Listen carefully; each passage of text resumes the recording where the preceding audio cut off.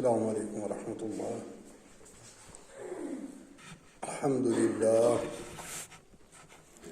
الحمد للہ الذی نحمده ونستعینه ونستغفره ونعوذ باللہ من شرور انفسنا ومن سیئات اعمالنا من يهد اللہ فلا مضل له ومن يضلل فلا هادی له ونشهد أن لا إله إلا الله ونشهد أن سيدنا وسندنا ومرشدنا ومولانا محمدا عبده ورسوله بأرسل حق بشيرا ونذيرا وداعيا إلى الله بإذنه والسراجا منيرا. أما بعد فإن خير الحديث كتاب الله وخير الحدي حدي محمد صلى الله عليه وسلم وشر الأمور محدثاتها وكل محدثات بدعة وكل بدعة ضلالة وكل ضلالة في النار. قال الله تبارك وتعالى في كتاب الحميد وفرقان العظيم فاستعوذ بالله السميع العليم من الشيطان الرجيم. بسم الله الرحمن الرحيم. الذين آتيناهم الكتاب يعرفون كما يعرفون أبناءهم. اللهم صل على محمد وعلى آل محمد كما صليت على إبراهيم وعلى آل إبراهيم إنك حميد مجيد. اللهم بارك على محمد وعلى آل محمد كما باركت على إبراهيم وعلى آل إبراهيم إنك حميد مجيد.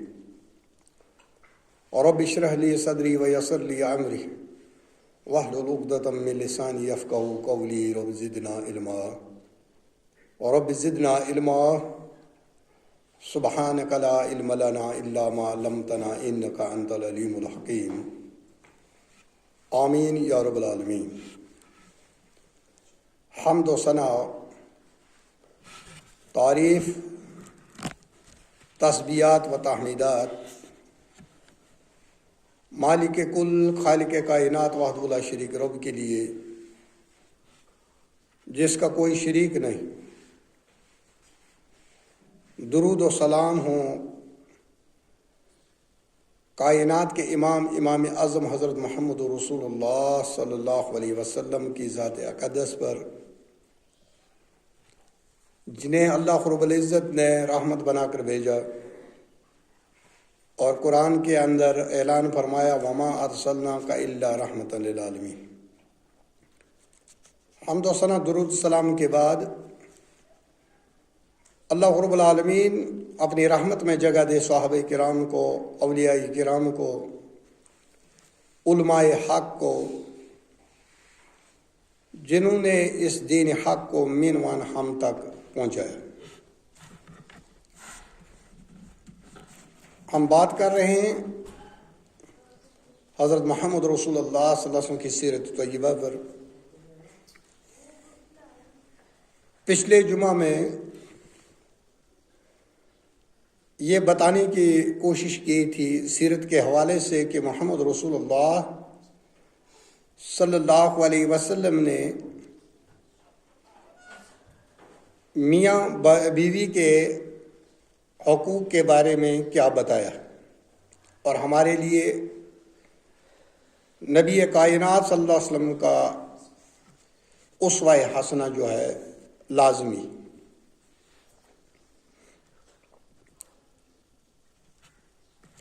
جو آیت میں نے آپ کے سامنے تلاوت کی، یہ سورہ بقرہ کی آیت مبارکہ ہے. اللہ رب العالمین فرماتے ہیں الذین آتیناہم الکتاب،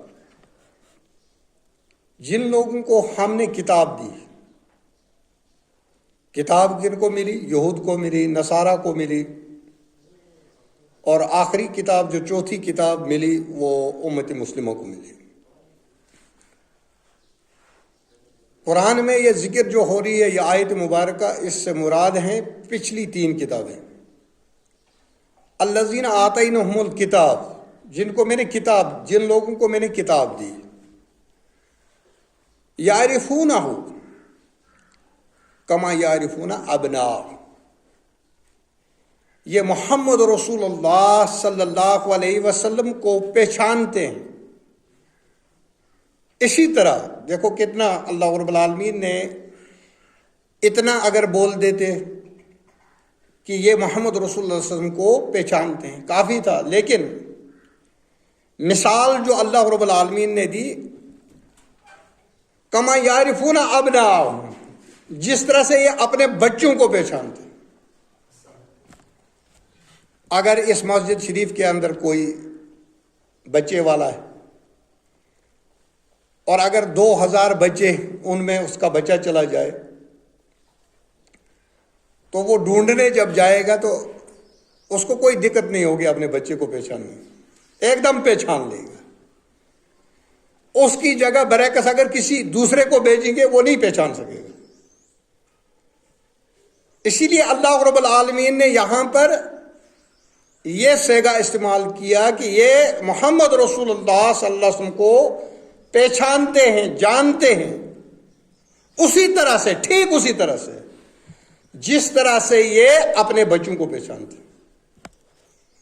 یعنی یہ اپنے بچوں کو پہچاننے میں غلطی نہیں کر سکتے ہیں، لیکن محمد رسول اللہ صلی اللہ علیہ وسلم کو اپنے بچوں کی طرح پہچاننے کے باوجود یہ غلطی کر رہے ہیں۔ انہوں نے پہچان لیا، یہ جان گئے، یہ پہچان گئے یہ وہی نبی ہے جس کے بارے میں تورات، انجیل، زبور میں پیشن گوئی فرمائی گئی ہے۔ ان کو معلوم ہو گیا یہ وہی نبی ہے جس کے بارے میں یہود نصارہ ہمیں بولتے رہتے تھے، جب وہ نبی آئے گا ہم اس کے ساتھ ہو جائیں گے، پھر آپ کو تماشا دکھائیں گے۔ لیکن یہاں پر برعکس ہوا، اس کے برعکس ہو گیا۔ جو ان کو بولتے تھے کہ جب وہ آئے گا تب ہم آپ کو دکھائیں گے، وہ پہچاننے کے باوجود انہوں نے غلطی کی، جان بوجھ کر غلطی کی۔ پہچان تو گئے یہ وہی پیغمبر ہے، لیکن غلطی کر گئے، انکار کر دیا۔ لیکن جو سنتے تھے ان سے، امی لوگ، انہوں نے ایمان لایا، اللہ رب العالمین نے ان کو دنیا میں بھی کامیاب کر دیا اور ان کی آخرت بھی بن گئی۔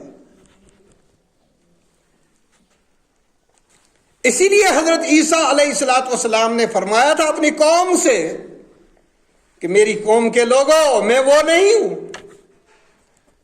جس کا میں تمہیں ذکر کر رہا تھا، پیغمبر ہے، ایک آخری پیغمبر آنے والا ہے، میں وہ نہیں ہوں، اور میرا جانا ضروری ہے، اگر میں نہیں گیا وہ نہیں آئے گا، جب تک میں ہوں وہ نہیں آئے گا، میں جاؤں گا وہ آئے گا۔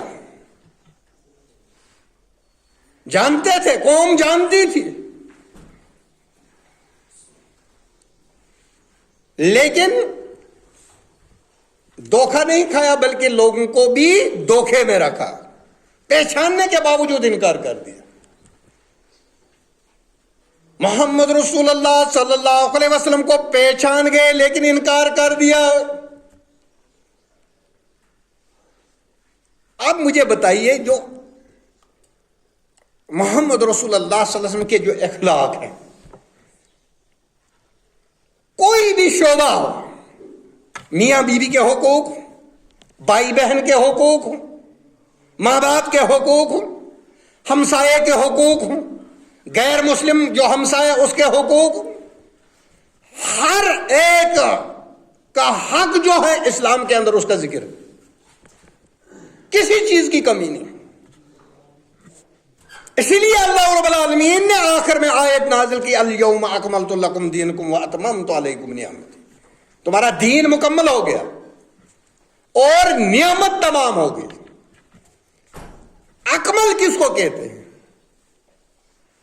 اب اگر ایک آدمی کو ہم گلاس دیتے ہیں یا جگ دیتے ہیں، پانی سے بھرا ہوا یا دودھ سے بھرا ہوا، کسی بھی چیز سے بھرا ہوا، جب وہ بھرا ہوا ہے تو وہ مکمل ہے۔ اگر اس میں کمی ہوگی تب اس میں ڈال سکتے ہیں، کوئی آدمی یہاں سے آ کر اس میں دودھ ڈالے یا جو چیز ہو، وہ آلریڈی جو گلاس جو ہے، وہ برتن جو وہ بھرا ہوا ہے اور اس میں ڈالنے کی کوشش کرتا ہے، وہ کیا ہو جائے گا؟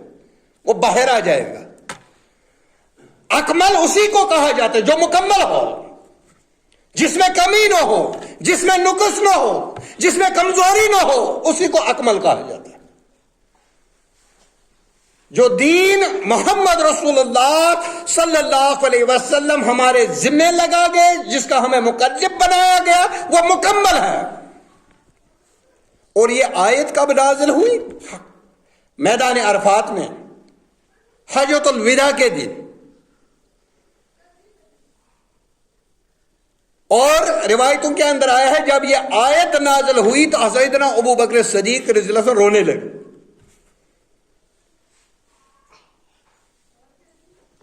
اس کے بارے میں اور دوسری آیت کے بارے میں بھی آتا ہے. بہرحال جو بھی شان نزول ہو، لیکن اس آیت کا مفہوم یہ ہے دین مکمل ہے. دین مکمل کب ہوا؟ جب محمد رسول اللہ صلی اللہ علیہ وسلم نے آخری حج کیا، حجۃ الوداع، اور پہلا حج وہی پہلا حج تھا، وہی حجۃ الوداع بھی تھا. حجۃ الوداع کے موقع پر محمد رسول اللہ صلی اللہ علیہ وسلم پر یہ آیت نازل ہوئی، دین مکمل ہو گیا. جب دین مکمل ہو گیا، نبی کا جو کام تھا وہ مکمل ہو گیا. اب نبی کو اللہ کے پاس جانے کا وقت آ گیا. دین مکمل ہو گیا. اب کوئی نادان یہ کہے، مثال میں آپ کو دیتا ہوں، ہم جو اذان پڑھتے ہیں، جتنے بھی طبقے ہیں مسلمانوں کے، جو اذان حضرت بلال رضی اللہ تعالی عنہ نے پڑھی ہے وہی آج ہم پڑھتے ہیں، اور قیامت تک وہی اذان کہی جائے گی. اس میں بڑھا نہیں سکتا آدمی، اس میں امینڈمنٹ نہیں کر سکتا اور اس میں ڈالو نہیں، اذان وہی ہے. اور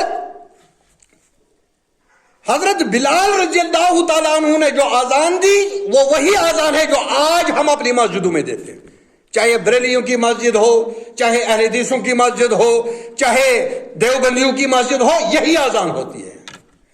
لیکن ایک طبقہ ہم میں سے ایک ایسا ہے جو اس اذان میں بھی امینڈمنٹ کرتا ہے. ہمارے جعفریہ مسلک والے جو ہیں اس میں امینڈمنٹ کرتے ہیں. میں بتاؤں گا دین جب مکمل ہو گیا، اس میں زیادہ بڑھانا یہ بھی گناہ حرام ہے، اور اس میں کم کرنا یہ بھی حرام ہے. دونوں چیزیں حرام ہیں. اس کو اعتدال پر رکھنا، اپنی جگہ پر رکھنا، جیسے نبی نے دیا ایسے ہی ہم نے بھی ایکسپٹ کرنا ہے. نہ بڑھانا جائز نہ گھٹانا جائز، دونوں حرام. وہ ایک لفظ پڑھتے ہیں اشہد ان علی ولی اللہ. اگر آپ اس کا ترجمہ کرو گے کہ میں شہادت دیتا ہوں کہ حضرت علی جو ہیں وہ اللہ کے ولی، ہم میں سے کسی کی جرت ہے کہ وہ اس چیز کا انکار کر سکے؟ اگر اللہ کا ولی علی نہیں ہے پھر کوئی نہیں ہے. یہ ہمارا ایمان ہے. علی اللہ کا ولی ہے، پھر ہم کیوں نہیں پڑھتے اپنے اذان میں؟ کیونکہ جب یہ گواہی دیتے ہیں اشہد ان علی ولی اللہ، یہ لفظ ٹھیک ہے، معنی اس کا بھی صحیح ہے، لیکن جو بلال نے اذان پڑھی، محمد رسول اللہ صلی اللہ علیہ وسلم جب منبر پر تشریف رکھتے تھے، جو بلال اذان پڑھتے، عبداللہ ابن مکتوم اذان پڑھتے تھے، ابو معذور اذان پڑھتے تھے، اس کے اندر یہ الفاظ موجود نہیں، اس لیے ہم کہتے ہیں یہ پڑھنا جائز نہیں، ورنہ معنی صحیح ہے. جو تم پڑھتے ہو وہ ہم مانتے ہیں کہ اللہ کا ولی ہے، حضرت علی رضی اللہ تعالیٰ عنہ جو ہے وہ اللہ کا ولی ہے. لیکن اذان میں میرے نبی کے سامنے جو اذان دی گئی، جو بلال نے پڑھی، ابو محذورہ نے پڑھی، عبداللہ ابن مکتوم نے جو اذان پڑھی، اس کے اندر یہ الفاظ نہیں تھے، اس لیے ہم نہیں پڑھتے. اگر اس بیس پر آپ ہم کو یہ کہو کہ علی کے مخالف ہیں یا اہل بیت کے مخالف ہیں تو آپ جھوٹ بولتے ہیں، یہ دھوکہ ہے. الیوم اکملت لکم دینکم واتممت علیکم نعمتی. دین جب مکمل ہو گیا، نعمت اللہ رب العالمین نے اتنا ہی نہیں، دین مکمل ہو گیا، بولا نہیں، جو یہ دین کی نعمت آپ کو مل گئی ہے یہ تمام ہوگی، اب اس کے بعد کوئی نعمت نہیں۔ دین سے اونچی کوئی نعمت، قرآن سے اونچی کوئی نعمت، اور محمد رسول اللہ صلی اللہ علیہ وسلم سے عظیم کوئی نعمت دنیا میں ہے ہی نہیں۔ پوری دنیا ایک طرف ہو جائے اور آذان میں الفاظ بڑھائے، ہم اس وقت بھی کہیں گے، ایک آدمی بھی اگر ہمارا رہے گا وہ یہی کہے گا بلال والی آذان دے دو، یہی جائز ہے، جو آپ پڑھ رہے ہیں یہ جائز نہیں۔ اس کو کہتے ہیں مکمل۔ پانی کا گلاس بھرا ہوا، کوئی آدمی نادان یہاں سے آ کر بھرے ہوئے گلاس میں اور ڈالتا، کہیں گے ارے جاہل، یہ تو پہلے مکمل ہے بھرا ہوا، اس میں ڈالنے کی ضرورت ہی نہیں، اور اگر اس میں سے کوئی کم نکالنے کی کوشش کرے گا یہ اکمل نہیں رہے گا۔ پھر اگر اس میں سے نکالنے کی کوشش کرے گا یہ اکمل نہیں رہے گا، اور نہ یہ نعمت تمام رہے گی۔ اس کو اپنی جگہ پر، اپنے مقام پر جب رکھو گے یہ مکمل بھی ہے اور نعمت بھی تمام ہے۔ دین سے اونچی نعمت کوئی ہو سکتی ہے؟ محمد رسول اللہ صلی اللہ علیہ وسلم نے ایک بار خطبہ دیا، خطبے کے دوران فرمایا، اے عورتوں، اے پردہ دار خواتینوں، صدقہ کرو، جتنا ہو سکے صدقہ کرو، جتنی طاقت ہے صدقہ کرو، کیونکہ جہنم میں سب سے تعداد میں نے عورتوں کی دیکھی ہے۔ کون بتا رہے ہیں؟ حضرت محمد رسول اللہ صلی اللہ علیہ وسلم۔ ہم اپنی بات پر نہیں بتا سکتے، کوئی بھی مولوی اپنی بات بتائے گا اختلاف ہو جائے گا۔ یہ ممبر جو ہے محمد رسول اللہ صلی اللہ علیہ وسلم کی دین جو لائے ہیں اس کی تبلیغ کے لیے، یہ کہانیاں سنانے کے لیے نہیں ہے، کسی مولوی کی رائے سنانے کے لیے نہیں۔ یہ ممبر جب استعمال ہوگا یا اللہ کے قرآن کے لیے استعمال ہوگا یا محمد رسول اللہ صلی اللہ علیہ وسلم کے فرمان کے لیے استعمال ہوگا۔ سلف و صالحین نے اس ممبر کا حق ادا کیا، تب تک اختلاف نہیں تھا۔ جب اس پہ اللہ کے رسول صلی اللہ علیہ وسلم کی دین کی تبلیغ کو چھوڑ کر کہانیاں بتانی شروع ہوگی، امت میں اختلاف ہو گیا، امت فرقوں کے اندر بٹ گئی۔ الیوم اکملت لکم دینکم واتممت علیکم نعمتی، دین مکمل ہے، اس میں نعمت تمام۔ اے خواتینوں صدقہ کرو، میں نے جہنم میں سب سے تعداد زیادہ جو دیکھی وہ خواتین کی دیکھی۔ خواتین مایوس ہوگی، یا رسول اللہ صلی اللہ علیہ وسلم وجہ کیا ہے؟ ہم نماز بھی پڑھتی ہیں، روزہ بھی رکھتی ہیں، ہم صدقہ خیرات بھی کرتی ہیں، پھر بھی ہماری تعداد جہنم میں کیوں؟ کائنات کے امام حضرت محمد رسول اللہ صلی اللہ علیہ وسلم نے فرمایا، خواتینوں تم اپنے خامد کی ناشکری کرتی ہو، آپ اپنے خامد کی ناشکری کرتی ہو۔ 29 دن اگر اچھے اچھے پکوان کھلائے، 29 دن آپ کی فرمان، آپ جو فرمائش کرو وہ پوری کرے، 30ویں دن خامد میں کوئی کمزوری آ گئی، پیسہ نہیں ملا، مزدوری نہیں ملی، تنخواہ نہیں ملی، آپ ایک دم ناشکری کرتی ہو، پچھلے 29 دن بھی چلے گئے، میں نے آپ سے کبھی خیر دیکھی نہیں۔ یہ ہے فطرت عورت کی۔ عورت ماں بھی ہے، عورت بیٹی بھی ہے، عورت گھر والی بھی ہے، عورت بوا بھی ہے، دادی بھی ہے، لیکن پہلا رشتہ جو میں نے آپ کو پچھلے جمعہ میں بتایا، پہلا رشتہ جو بنا اس زمین پر میاں اور بیوی کا رشتہ بنا، اس کے بعد باقی رشتے آئے۔ ماں باپ کا رشتہ عظیم ہے ہمارے سر اور آنکھوں پر، لیکن سب سے پہلا رشتہ جو اس زمین پر وجود میں آیا وہ بیوی، میاں بیوی کا رشتہ تھا۔ آدم میاں بنا اور ہماری ماں ہوا جو بنی بیوی بنی، اس کے بعد ماں بنی۔ ماں دوسرا رشتہ ہے، پہلا رشتہ جو ہے میاں بیوی کا رشتہ ہے۔ اس لیے نبی کریم صلی اللہ علیہ وسلم نے فرمایا میں نے جہنم میں سب سے زیادہ تعداد جو دیکھی عورتوں کی دیکھی۔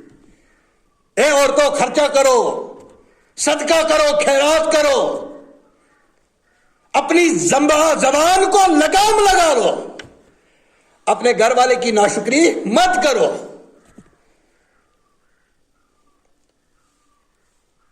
تو اللہ رب العالمین نے فرمایا یہ اسی طرح سے پہچانتے ہیں نبی کو۔ کس طرح سے؟ جس طرح سے اپنے بچوں کو پہچاننے میں یہ غلطی نہیں کر سکتے، لیکن آپ کو پہچاننے میں یہ جان بوجھ کر غلطی کر رہے ہیں۔ ایک ہو گیا غلطی ہو جاتی ہے نہیں، لیکن یہ پہچانتے ضرور ہیں لیکن غلطی کر گئے، انکار کر دیا۔ بیچ میں بات کون سی آئی؟ کیوں انکار کیا؟ کیونکہ سب سے زیادہ جو پیغمبر آئے بنو اسحاق سے آئے، بنو اسرائیل سے آئے۔ 5000 انبیاء اس لڑی سے آئے، اور اب نبوت جو وہ تبدیل ہوگی کہاں پہ؟ منتقل ہوگی بنو اسماعیل کی طرف ہوگی۔ ارے بھائی ہمارے خاندان میں سے نبی کیوں نہیں ہوا؟ ہماری قوم سے نبی کیوں نہیں ہوا؟ ان کی قوم سے کیوں ہوا؟ یہ ان پڑھ ہیں۔ یہ ان کو وجہ بنی، محمد رسول اللہ صلی اللہ علیہ وسلم کی نبوت کو انکار کرنے کی وجہ کیا بنی؟ وہی تکبر۔ کیونکہ نبی کریم صلی اللہ علیہ وسلم نے فرمایا میری امت میں جہالت کے کچھ کام موجود رہیں گے ایمان لانے کے بعد، توحید و سنت کا اقرار کرنے کے بعد۔ ان میں سے 2 چیزیں بتائی۔ خاندان پر فخر کرنا، میں بڑا خاندانی ہوں، میں سید ہوں، میں قریشی ہوں، میں فلانی ہوں۔ ایک چیز یہ، دوسرے کے خاندان پر طنز کرنا، یہ جو ہے جہالت کی صفت ہے۔ زمانہ جاہلیت میں وہ خاندانوں پر فخر کرتے تھے، لیکن ہمیں اس چیز سے روکا گیا۔ اللہ کے قرآن نے کہا کہ تمہارے شعوب قبائل جو میں نے بنائے یہ کس لیے بنائے؟ لتعارفوا، تاکہ ایک دوسرے کی پہچان کرو۔ وہاں پر اللہ کے ہاں کون سا معزز ہے؟ ان اکرمکم عند اللہ اتقاکم، جو تم میں سے سب سے اللہ سے زیادہ ڈرنے والا وہی اللہ کا پیارا ہے، چاہے وہ پھر موچی ہو، بوٹ بنانے والا۔ اگر نافرمان سید قریشی بھی ہو وہ بھی جہنم میں جائے گا۔ اس کے برعکس